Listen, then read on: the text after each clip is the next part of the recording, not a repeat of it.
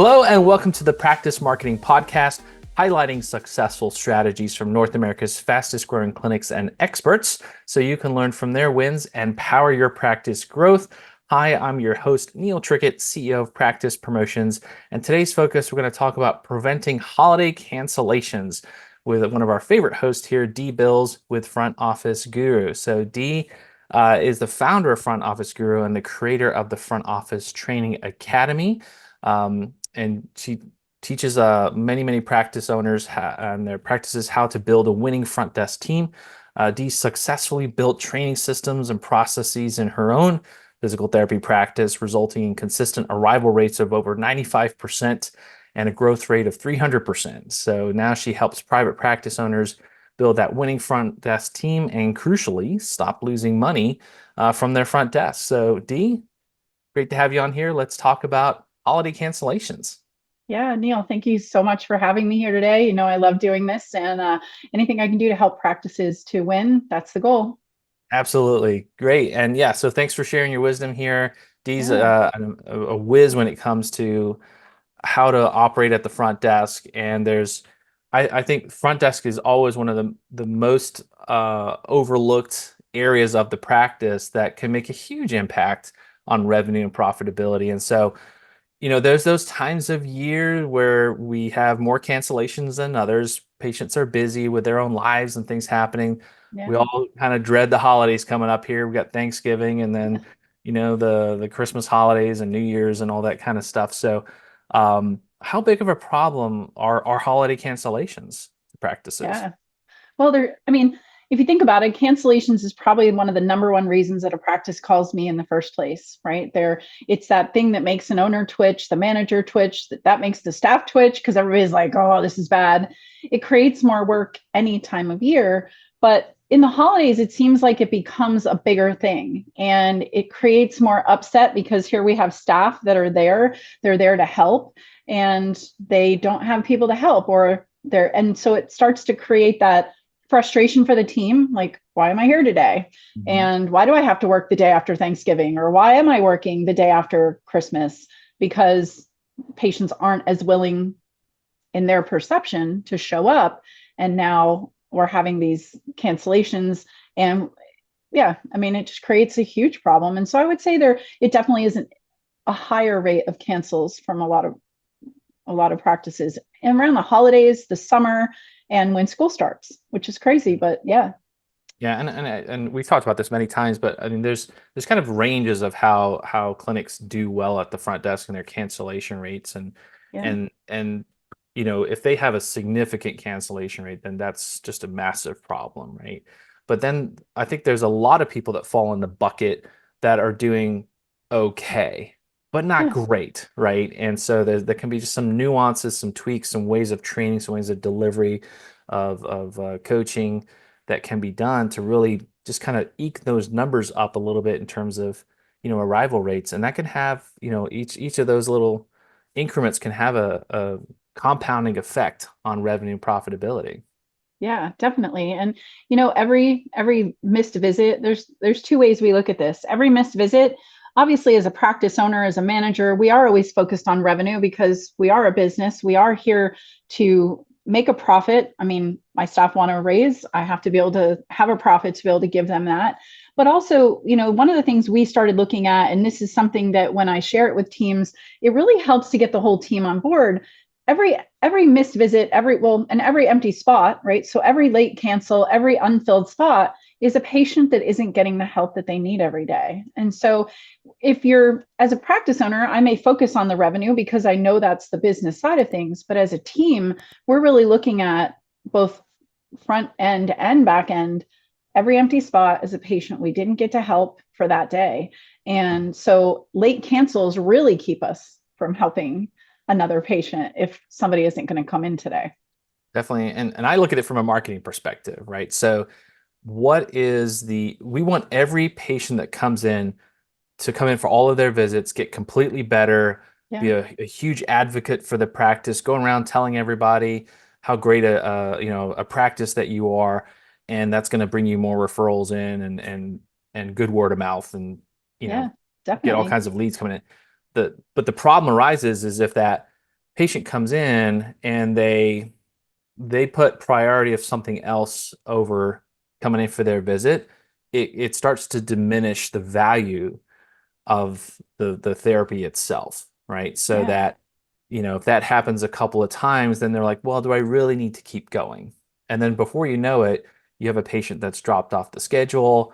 Yeah. You can't get them back in, and they did okay, but they're not really an advocate for your practice. So from a marketing perspective, that really helps your overall public relations. Yeah, definitely. I mean, think about it. Anytime a patient is canceling an appointment, obviously they're creating work for the team. But at the time, on top of that, they're not actually meeting their full plan of care, especially if they're not rescheduling. They're not meeting that plan of care. And by the way, rescheduling is the one of the other big buttons that practice owners and managers and their team members struggle with is getting that. How do we get that patient to reschedule if they do cancel, even if they give prior notice, right? And so cancellations in general just create a lot more turmoil, but they create turmoil for the patient because patients, not just value, but patient satisfaction goes down because let's be real, people don't want to admit to their wrongdoing, right? So you and I agree to a plan of care, right? As my PT, you sold me a plan of care. I agreed to that plan of care, and you're there every day, and you're showing up, and I'm not. But I don't want to admit that, right? And so I'm not going to admit when my shoulder isn't getting any better that it was my fault.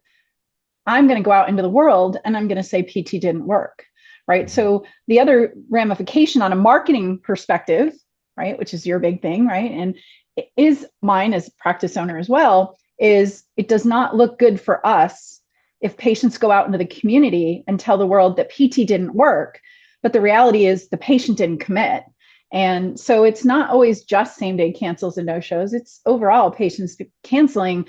It's hurting the patient. It does hurt the practice. And it leads to dissatisfaction for your providers too, because they have this failed attempt to help a patient. And so it's just this overall, it's kind of like that cyclone that's just going around and around in a circle. Yeah, and there's a lot of variables when it comes to this, right? Obviously, there's seasonality. Kids go back to school. People get more sick, so you get more sick Yeah. calls. We've got holidays, right? So people get busy doing stuff, and they can't make it, or Yep. something happen. There's a lot of things that can happen, variability. But I think one thing for our audience to really take away with is the idea of control.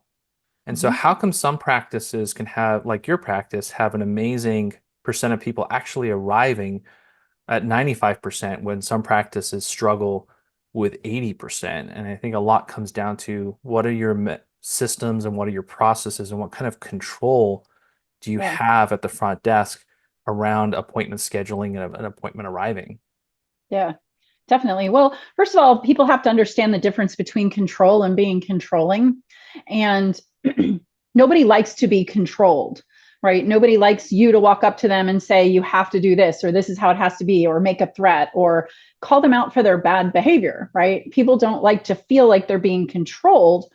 And that's where controlling comes in. So, the first thing is making sure that team members understand what it means to be in control of a process or a situation and not be controlling over the patient because those get confused and staff think, oh, I don't want to call her out for her bad behavior. Or, oh, I don't like this script, or oh, I don't like, I don't like to have to charge a fee.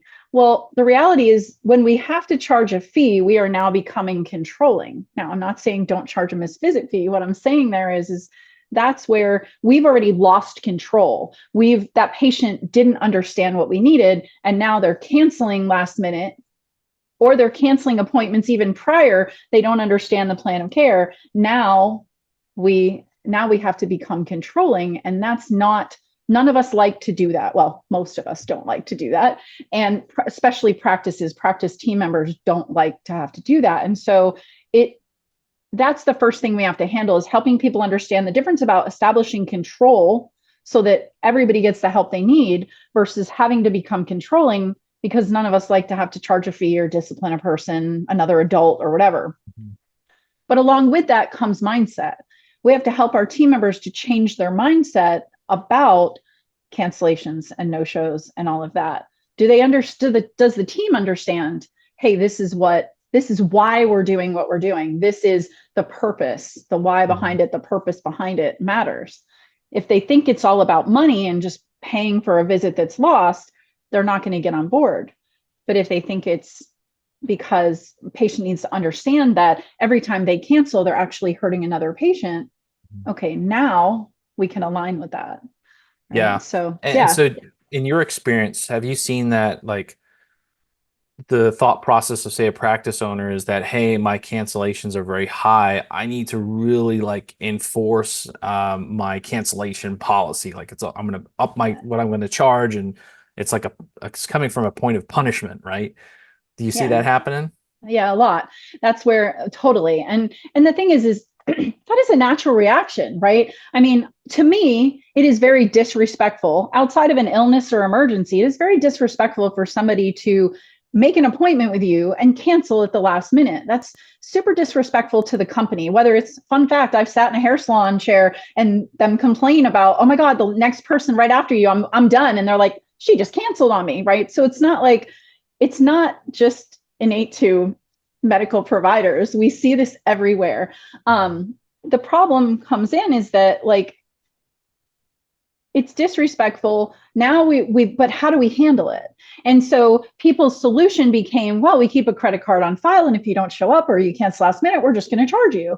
And if you think about what happens to that relationship with a patient, especially in healthcare or any service industry, when you jump to charging a fee without handling the core problem, think about our relationship. If I charge you a fee for a late cancellation or without really handling the problem, what happens to our relationship?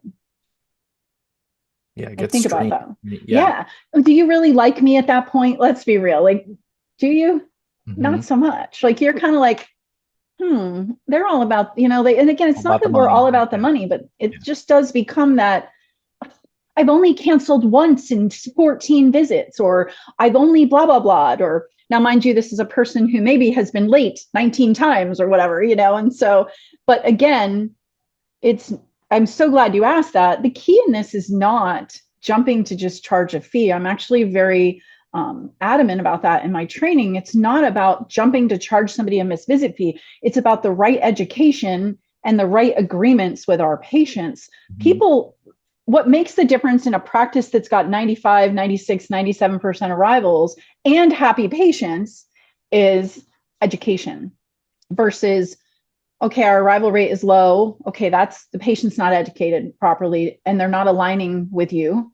Or I'm charging a lot of fees. Again, I haven't educated the patient. I'm jumping to that, like you said, that extreme. And now as a practice, we spend, as you know, and you probably see this, we spend more money on marketing and promotion, right? Mhm. And now we're putting a lot of money out to capture more visits instead of capturing the visits we already have that we're losing.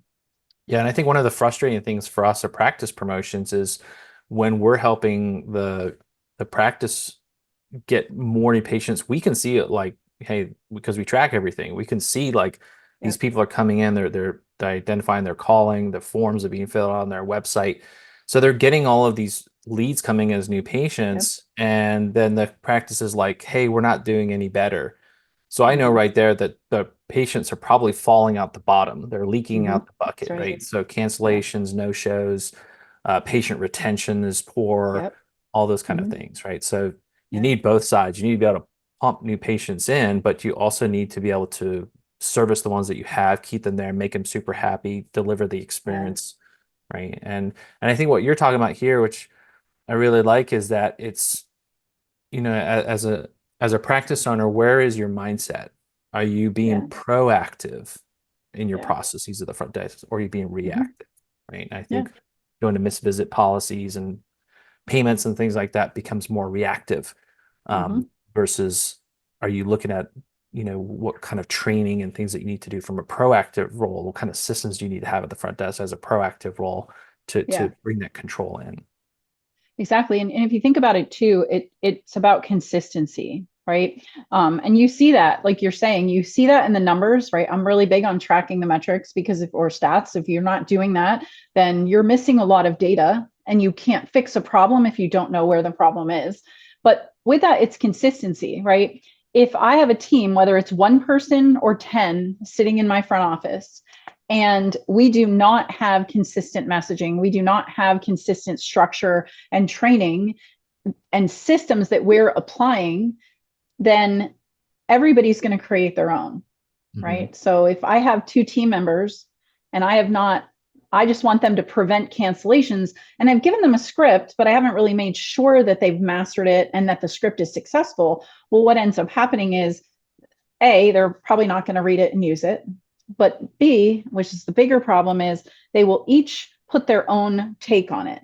And so if I put my own take on it, patient A, let's say it's you, will hear a very different message from me than my team member who will put their take on it. And so part of consistency is structure, right? That's where training and systems come into play. That's really, you asked earlier about how do practices have that edge and that 95% arrivals or that 95% end of day spot, practice, the schedule being full. What's happening is that they have that structure and the team is following a very set structure. It is a key to where you see some of these huge practices that have expanded. They didn't just expand by throwing money into it. They built a system and education for their staff that keeps that structure in place. That's awesome. And I think just for our audience out there, let's clarify here when we talk about systems and processes, we're not talking necessarily you have to put a bunch of technology and software into your front desk. And I think that's sometimes where our mind goes as a practice owner. It's like, oh, I need to get this new software system that's going to make things better. Sometimes that's the case if you don't really have good organization, but a lot of times your system is what you're talking about, consistency in the way things are set, right? Or the way things are tracked on a spreadsheet that you might be keeping track of. That's your system that you're trying to put in place. So you want to work with what you got first, right? Before you start to throw any kind of software systems or technology at the problem, because a lot of times it's just a human thing, right? And being able to train people to interact with people and control the process. Mm-hmm. Yeah, and I agree with that. I mean, you see, there's so much. You and I walked around PPS and talked, and there's so much software out there, and I'm not dinging software. Software with the right purpose can meet a very huge objective. But the issue comes into if you're not cleaning up your holes that you have first, right? And again, it goes back to what we were saying. If I have a list of 100 patients that are active, but I'm only really having the opportunity to service 50% of them because the other 50% are canceling, they're not scheduling out their plan of care, they're not maintaining their plan of care, they're not rescheduling if they do give notice to cancel, they're dropping out, right? Or disappearing for weeks on end. In all of those cases, I'm losing active revenue. Like I don't have to reach for any more revenue or any more visits to achieve my revenue if I've got those there. And that's I would say that's where I started with that in the practice, was looking at all the places we were bleeding money at the front desk. And believe me, we were, right? And so it wasn't just about cancels. That's where I started. But then I looked at our conversions. Okay, I'm paying somebody to drive new patients into the practice. Am I actually capturing what you're driving in, or am I capturing 50%, which is the average of what you're driving in? So again, there's another loss that I could be maximizing. And it's really important that we do that before we jump to changing technology. And I'm not dinging technology. There's some amazing, I had fun looking at some of the stuff that's out there, but if it's not going to help you to capture all the stuff you're losing, now you're just outlaying money for this new system, right? So for me, any systems I'm looking at is how does it improve my ability to capture and maintain the patients that I have and then service more, right? That's the first place I think we would look for technology as a practice, but we would, obviously we've handled the basics first and put that structure in.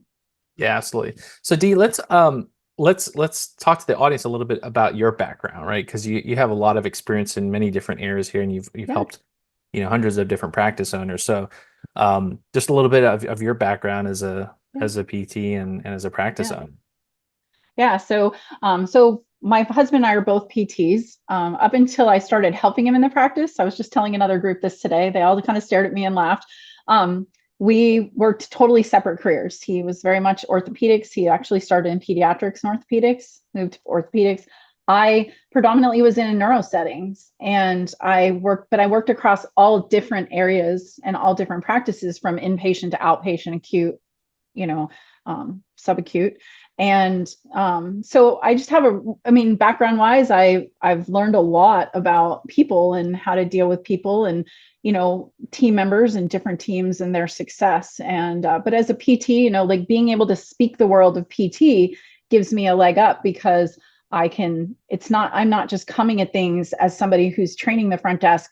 I can look at things from the clinical side and be able to say, okay, well, this is how this scripting or this training affects your clinical side, and this is how your clinical side affects your front desk. So we're not just looking in this finite little area for the Mhm. practice. Awesome. And I do believe that, there's that synergy that has to happen between the clinicians and the front Oh desk, yeah. right? And Yeah. sometimes that can be a disconnect too, and it's something you look at in the practice. Yeah. I mean, if you look at it, sometimes there's an us versus them mentality. But funny story, the one side doesn't even know that the other side has this feeling. It's usually, the front office team members very often don't have that opportunity or didn't go to school for what they're currently doing. They very likely went to school in many cases, but now they're in a job that they didn't have a background or an education in. And maybe they don't see it as high up in their mind as a clinician, or, well, they're the clinician, they're the expert in this, that they should know. And it's helping everybody understand their role, because in theory we all sit equal to each other as team members in the practice. The difference is we have to show both sides, like, hey, do you, like clinicians, do you really want to be doing this? What is the role of the patient care coordinator? Why are they there to support you, and how do they support you?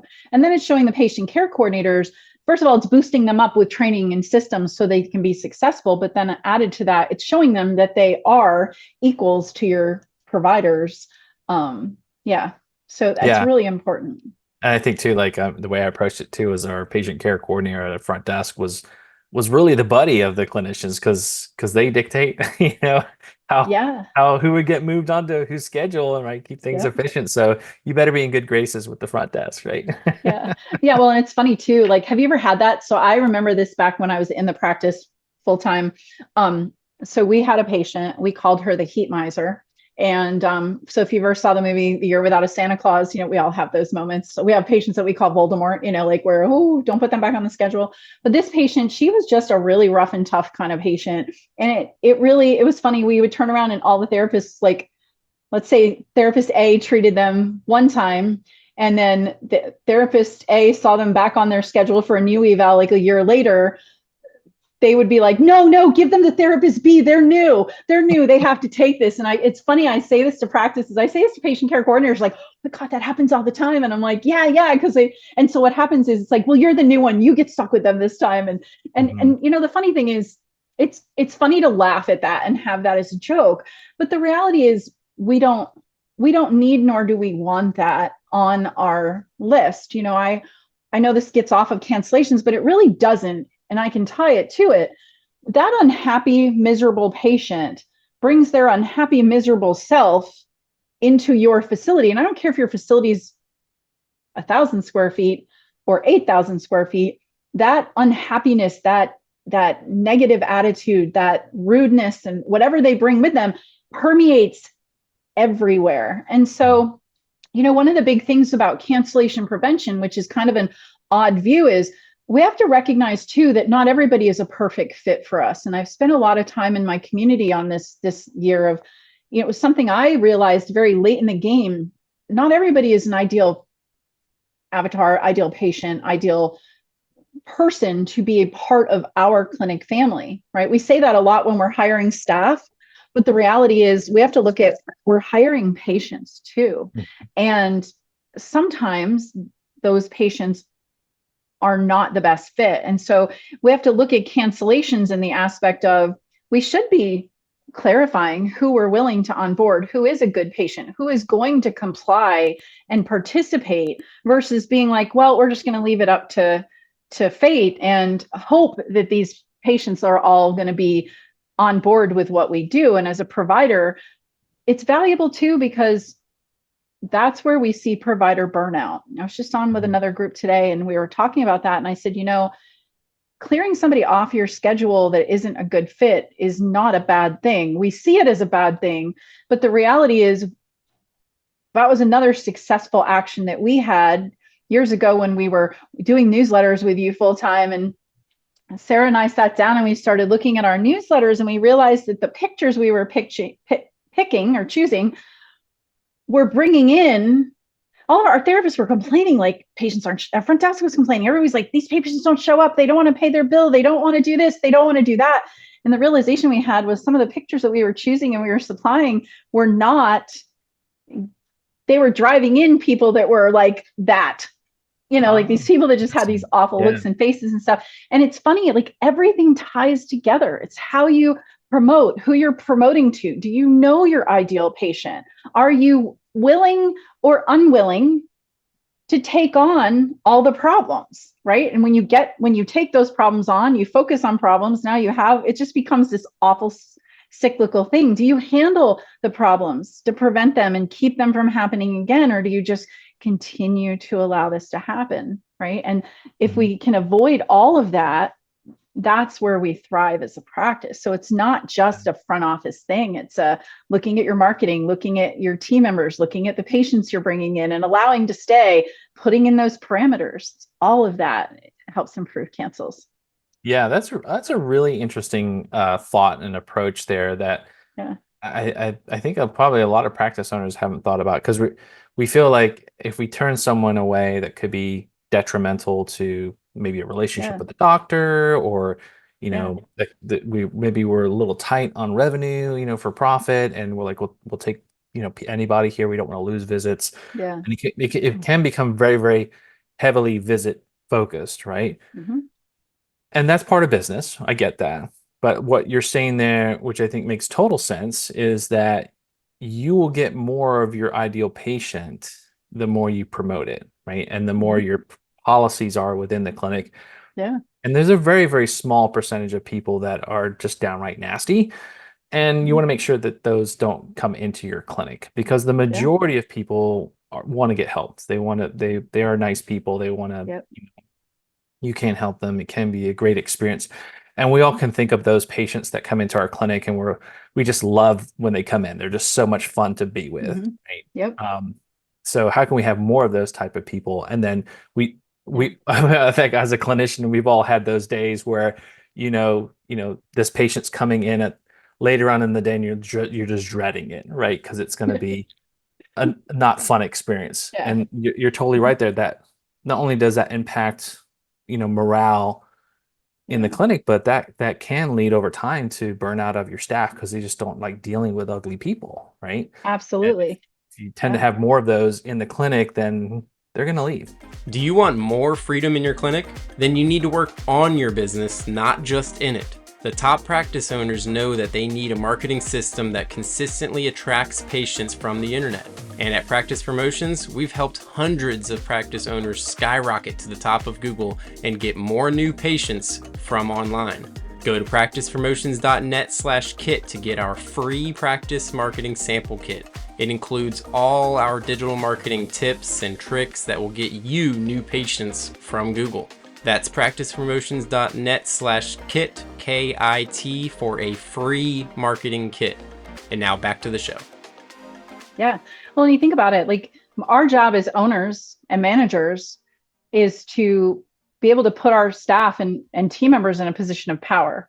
But if we don't protect them with the right system, right, or the right backing, and it does become just filling the schedule, everybody feels the desperation in that. Everybody feels the wrong intention. And again, we don't do that as owners and managers because we're bad people. That's not who we are either, right? 2% of the world, I always tell my students, 2% of the world you really just don't want to be around. And you can name those mean girls or mean guys or people you've worked with in life that were bullies. The rest of the patient population just needs us to have a system in place that helps them, the team, to manage the patient and puts parameters in for the patient so that it's not a free for all, right? It goes back to the very first thing we talked about, which was control. That if we can put the right control in without being controlling, now people are happy. We've got a system in place, and it isn't just a one spot system, but it's important that we have all of that, that we understand that, I guess you could say, as a practice owner. Yeah, awesome advice Yeah. there. So let's come back here to the holiday season, right? So, Yeah. is it even possible to keep the schedule full during the holiday season? Yeah. So funny story. It's a mindset. It's a mindset for all of us. All of us, let's be real. I don't want to be working during the holidays. I want some time off. My family's in town. I want to see my daughters and, go visit my parents or whatever. And all of us have that, or many of us have that natural desire for that. And when we're working during the holidays, it can feel like, well, everybody's doing everything. Nobody wants to come in. A lot more patients are going to cancel. And so we actually looked at mindset as a team probably about 11 years ago and said, well, let's look at this differently. Again, our number one objective is to help people get the care they need and deserve. There are people who will be around during the holidays. The problem we face is what I call the busyness of the holidays, right? You probably after tomorrow, and your kids, whatever kids of yours that are going to go trick or treating, whatever kids come to my door tomorrow, right? After Halloween, all of a sudden, for me anyway, it feels like this mad crush. I got Christmas presents to do, and where are we going for every few days in that week that we're off? What are we doing? How are we doing this? Whatever. And so most people start to feel this like pressure or this crunch. Funny story, it happens right when school starts. It actually is the reverse, but same mindset when summer starts. And so we have to change our mindsets as a team and say, wait a minute, we're here to help people. So whoever's on staff, whoever's here needs to be helping people. And then we have to say there are people that need our help and will come in during the holidays. They might need a little bit of a push or a little bit of a support and a guidance from the patient care coordinator, a little bit of push from the therapist of like, hey, you're going to be in town? Good, me too. Let's make a date. It's not just a one-off front office thing. And then cancels and no-shows should not be expected during the holidays. It's just like year-round. They should be a no-no. Late cancels, last minute, meaning outside of your cancellation, like if your cancellation window is closed, it should just not be acceptable. And if it's happening, then it's happening all year long. And so we have to look at that as well.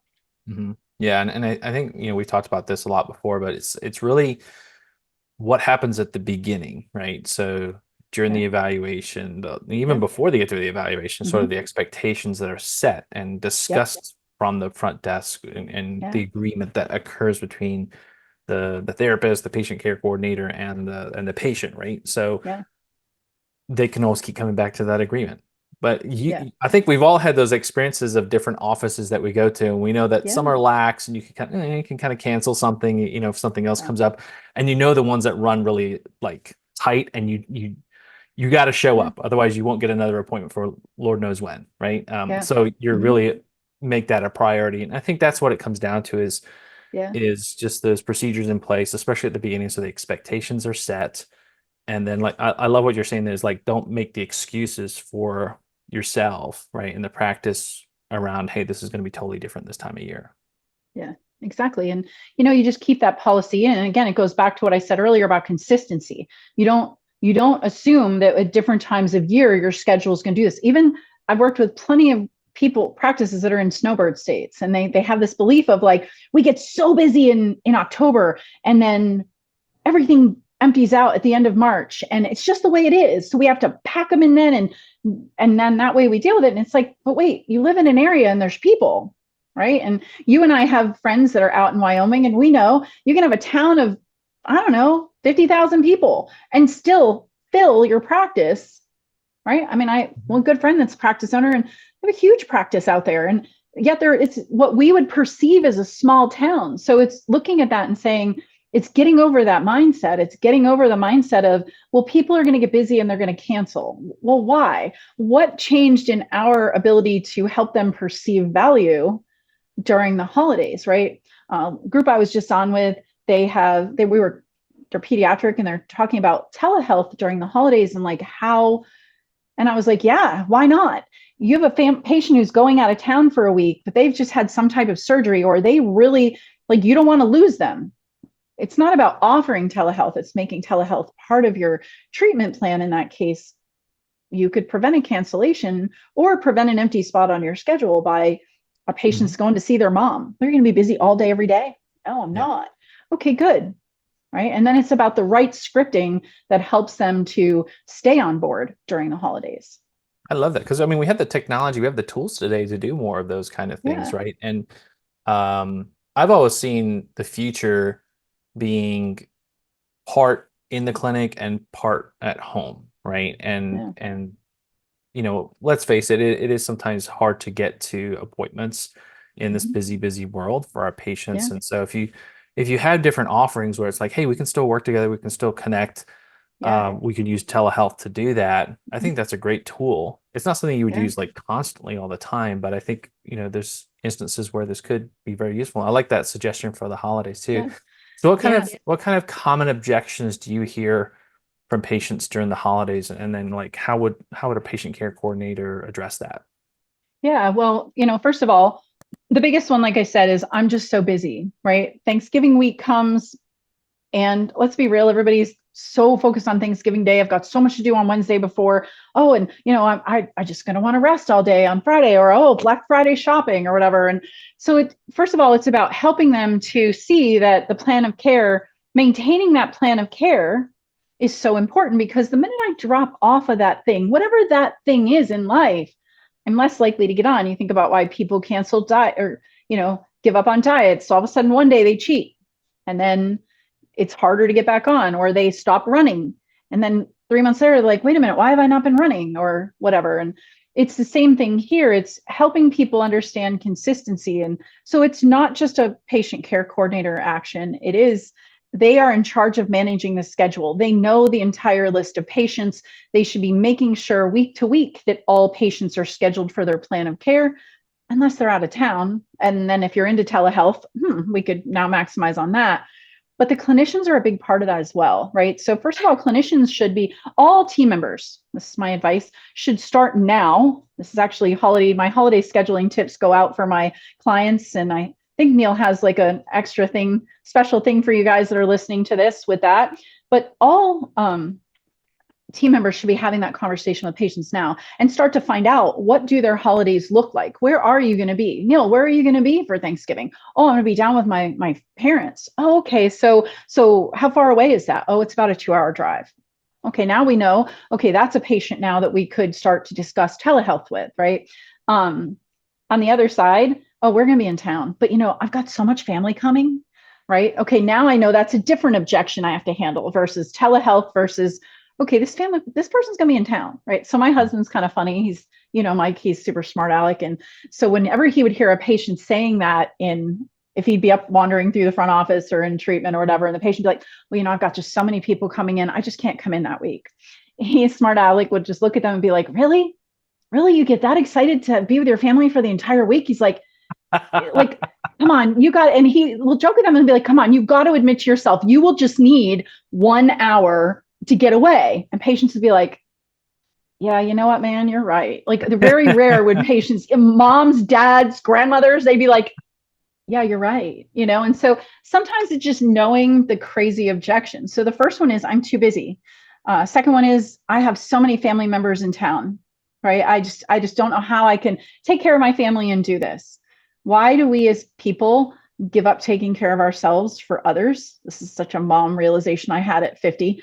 And that happens. And then the other one is the travel. And there's different ways of handling each one of them. And I'm happy to share those if you want. We can totally talk about each one and how I would handle that if I was a patient care coordinator or a team manager. Yeah, let's do it. Let's what would the kind of the Okay. script be or how we Okay. would Yeah. So it's a super easy script. I know I have a video, sorry, out there somewhere on YouTube or whatever, but it's a super easy script that I actually created for my friends in Wyoming years ago and never really thought I created it. It was just kind of like came out of my mouth.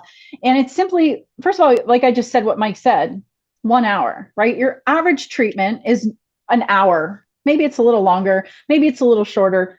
Stick to 1 hour because it's really easy for everybody to recognize, right? So being able to ask the patient, well, where can you help me to find just 1 hour to make sure that you get the care you need and deserve? Mhm. I like Right. that. And if you focus on just 1 hour and people are like, oh, wait, they've got 3 visits they're supposed to come in. Don't get into that yet. Right. Because think about when you get busy, if I go to schedule, right? Think of your schedule right now, your daily schedule. You may not be able to see it right now. Don't look at it. But think about what happens to you if I'm like, hey, Neil, let's make this appointment. Right. Let's get you scheduled. Well, what happens? Your whole schedule crashes in on you. And that's 168 hours of the week crashes in on the patient. That's why we don't ask the patient, what's a good day for you? Or when do you want to come in? Because they start thinking of all their objections instead of thinking of all their things they could do. And so what's happening in a busy holiday week and anytime a patient feels busy is they're telling you when they're telling you they're too busy, is their schedule crashed in on them. So instead of allowing that, the key there is to say, I understand you feeling really busy during Thanksgiving week, or you feel like you're really busy right now. Where can you help me to find just 1 hour to get the care that you need and deserve? Right. And so you're now focusing back on the patient. You've acknowledged what they said. My two favorite words are I understand, and then repeating back what somebody says to me, and then reorienting them. Right. So now again, if you look at that, what did I ask the patient? I said, where can you help me to find just 1 hour? And then I said, to get the care that you need and deserve, right? Because we're helping to focus them on that care I need and deserve, not that you just got to come in, Yeah. right? So And yeah, I think for our patients too, they're used to all these experiences at medical offices that are very yeah, cut and dry, right? And you have to come in at this time, yeah. and that they go in with the expectation of this, like, I tell you that I can't and my block is up, right? And the minute that Mm-hmm. you say I understand, the Mm-hmm. block comes down, right? And Yeah, they start to listen, yeah. right? Yeah. It's a crazy easy sales technique that's not cheesy or slimy. I can understand almost everything a patient says. I am not agreeing to what they say. If you notice, I didn't go, yeah, I totally get it, man. It's just so busy this time of year. Don't come in, whatever. And not that our staff is saying that. But what's happening is that's what's perceived by the patients, or they're perceiving, no, you got to be here. And so again, it's that controlling versus control. So control is just knowing exactly what to say and putting that out there to the patient. Mhm. Awesome. Love it. Yeah. And so, are there any good habits or systems that the front desk should be doing every day especially as we go into these holiday seasons? Yeah. So first of all, they should be looking at their checklist or call list. Sorry, not their checklist. Well, their checklist too, but their call list or their wait list. We call it an unscheduled list. So we actually put all patients that aren't scheduled for a full plan of care in a week on an actual list. If your EMR can do that, and some of them can, absolutely utilize that. But it's not just about having them on it, it's about using it nonstop, right? So Mhm. that's first. Next, every patient should understand your missed visit policy. They should understand how it impacts other patients. All right. I highly encourage people to change from 24 hours to an actual time. So instead of it being, oh, we need notice within 24 hours, we were very clear on the latest is 3 p.m. the business day before, so that everybody's on the same page, right? That's a Mhm. super successful action. And it's easy for everybody to remember. Your staff will remember it. Your patients are more likely to remember it. And it doesn't matter when your patients are scheduled. It's just 3 p.m. the business day before, anytime you want. I have peds groups that do noon the business day before. So there's no set exact time. Um, what else can you do? Here's a really big one. That is policy that we put into place for our patient care coordinators. When they're scheduling out plans of care and you're getting into the holiday season, it's like I said, it's really important to know what's happening with a patient. Hey, that's Thanksgiving week. What's happening for you that week? Oh, my whole family's coming into town. Okay, great. So I want you to let's find a time. Let's find just 1 hour where you can get the care you need and deserve that week. So let's start looking, right? But on top of that, let's say I tell you I'm going out of town, right? Mhm. We've all dealt with flight cancellations and flight delays and being stuck places and surprises and all of that. I've dealt with weather that's changed my travel a lot in the last 2 months, but that's a big cancellation problem.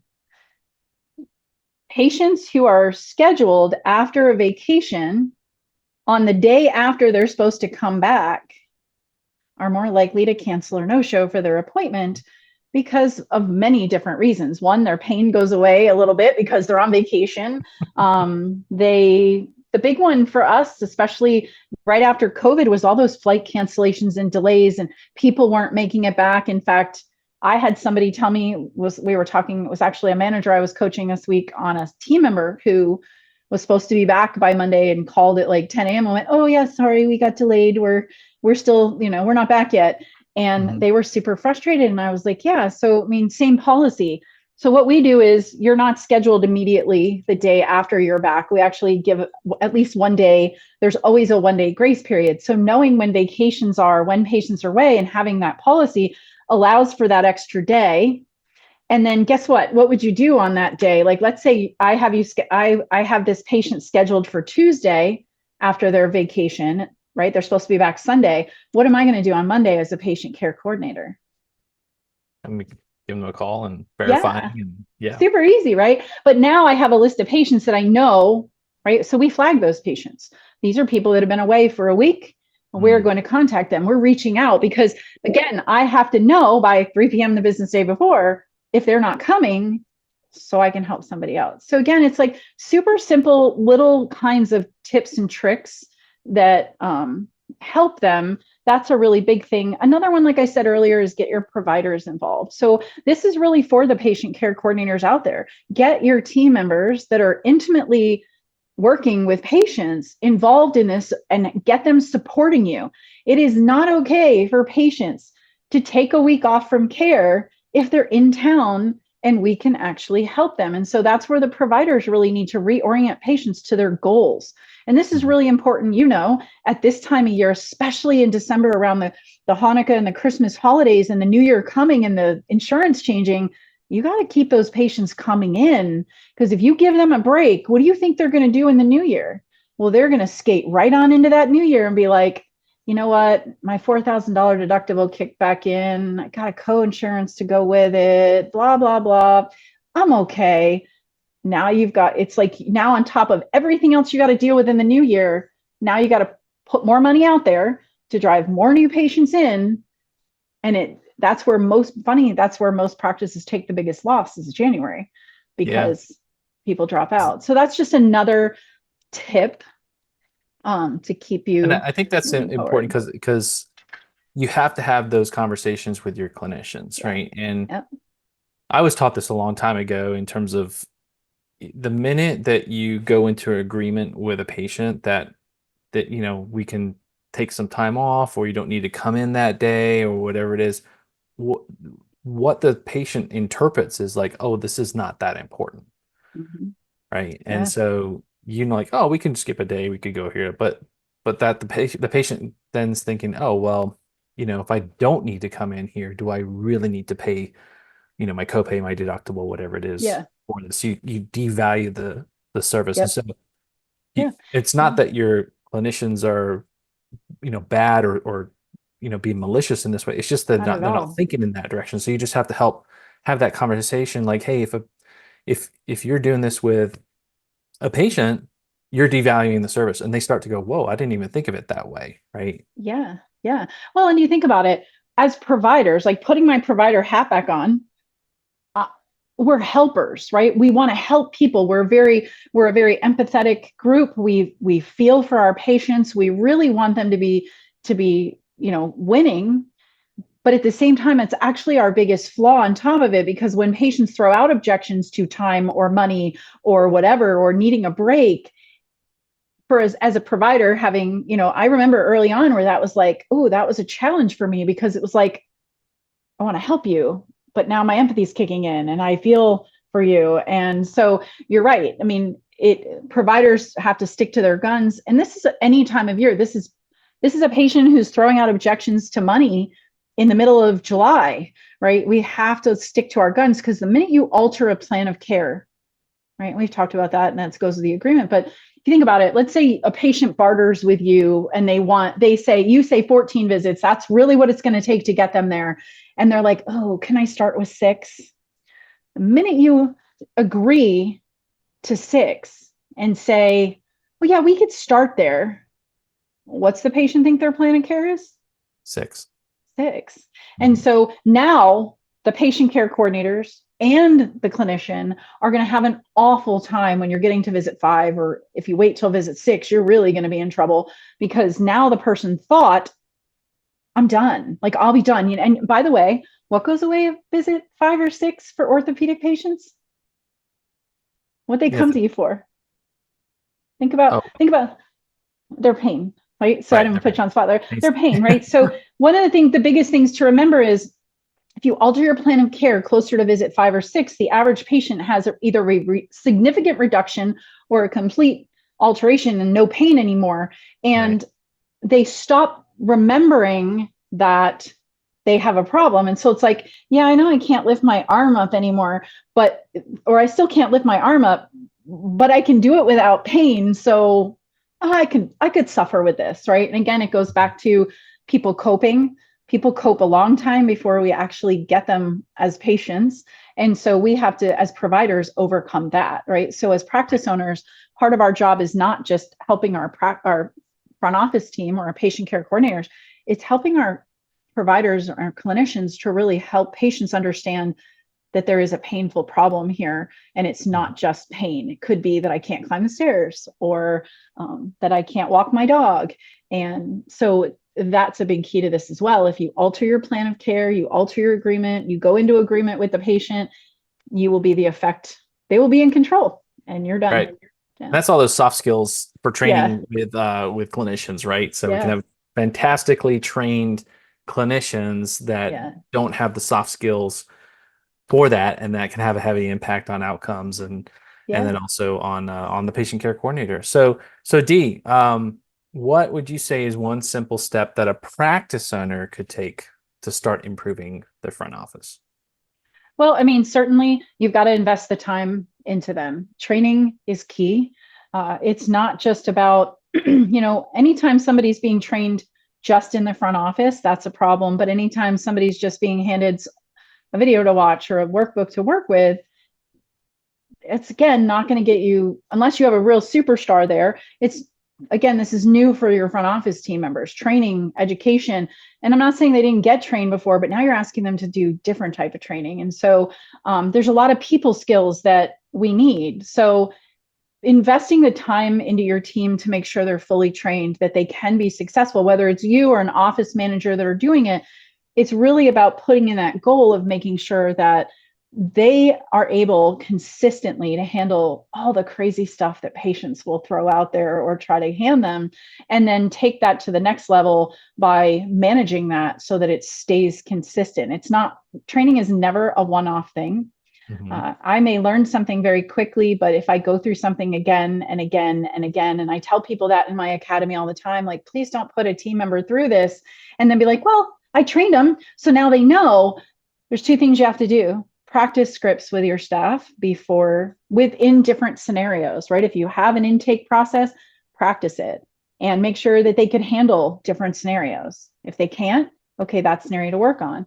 And on top of practicing scripts, it's putting them through retraining anytime their stats or metrics are down. If you're not doing that, you're not going to be successful, or they're not going to be successful, which is going to increase your stress and frustration. And theirs too. Mm-hmm. Awesome. Great advice there, Dee. Yeah, thanks so much for your insights here and your wisdom on helping us overcome our holiday cancellations. And so, Dee, what's the best way for folks out there to start to connect with you and learn more about what you do to help front desks improve their arrival rates? Definitely. Well, you can always email me at d@frontofficeguru.com. Pretty easy to remember. Or you can check out my website at frontofficeguru.com. And, just learn more about what we do and how we do it, and, the systems available for your team. Awesome. And thank you. Thank you, Neil. I so appreciate you having me on. I always love these conversations. Absolutely. Yeah. And Dee works with a lot of our clients and does amazing work. So, Thank you. we love working with Dee because she helps our clients be super successful. And so when they're new patients are coming in for marketing, the clinic just grows, right? Because they don't have all those leaky buckets happening with patients falling out the bottom, retention, and then the clinic owner's happy because things are growing. So it's a win-win for That's everybody. the goal. It's the goal for everybody. Everybody should be growing in their skills and their demand all along. So yeah, that's the goal here. So feel free to reach out. And Neil, again, thank you so much, and say hi to Amy, and happy holidays, everybody. I can't believe we're already there. I know, right? Yeah, excellent. Yeah. And so thanks everybody here for being on the Practice Marketing Podcast. We appreciate you following us. Take some time to subscribe to our YouTube channels and our social media channels. Got lots of great free advice and tips for you all the time. And then don't forget to check out practicepromotions.net. Tons of useful downloads and articles and things to help you elevate the marketing in your practice. This is Neil Trickett from Practice Promotions and the Practice Marketing Podcast, wishing you much success in your practice.